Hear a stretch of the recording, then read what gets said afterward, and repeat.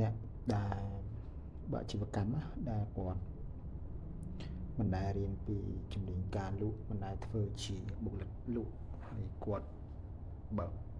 អាជីវកម្មលក្ខណៈអនឡាញនៅក្នុងបន្ទប់ក្នុងឬគាត់បើកជាហាងតូចល្មម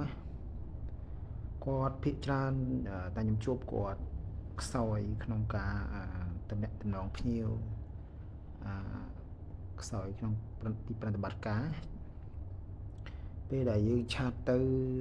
សុំជា Google Map ហើយយើងមិនត្រឹមតែប៉ុណ្ណឹងសុំយើងដាក់លេខទូរស័ព្ទយើងឲ្យគាត់តាក់ឆាតមកមុនគាត់មិនឆាតផងបែរតែឲ្យយើងសេវលេខគាត់ហ្នឹងឆាតទៅគាត់មុនទៀត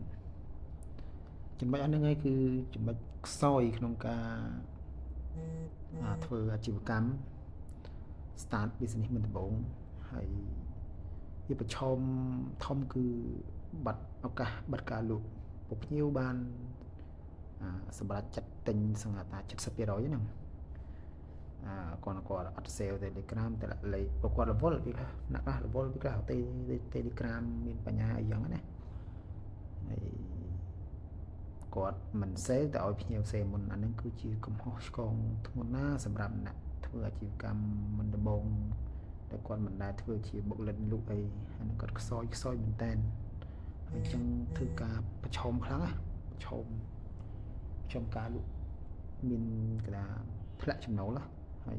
អាជីវកម្មក៏មិនអាចទៅរួចដែរអញ្ចឹងបានគាត់ពិចារណាគាត់លោហេតុអ្វីអត់លក់មិនបានអញ្ចឹងណា